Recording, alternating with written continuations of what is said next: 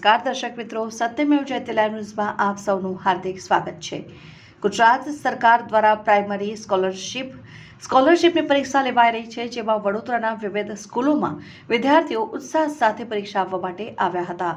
ધોરણ 6 અને 9ના 10,000 કરતાં વધુ વિદ્યાર્થીઓ શહેરની વિવિધ સ્કૂલોમાં પરીક્ષા આપી રહ્યા છે। સૌથી મહત્વની વાત, વડોદરાની નગર પ્રાથમિક શિક્ષણ સમિતિના 2,000 કરતાં વધુ વિદ્યાર્થીઓ પરીક્ષા આપવા બેઠા હતા।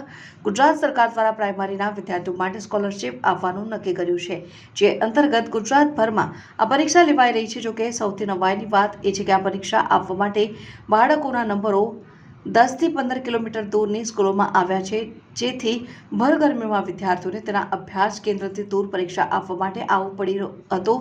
આ પરીક્ષા ઓબ્જેક્ટિવ લેવલથી લેવાઈ રહી છે।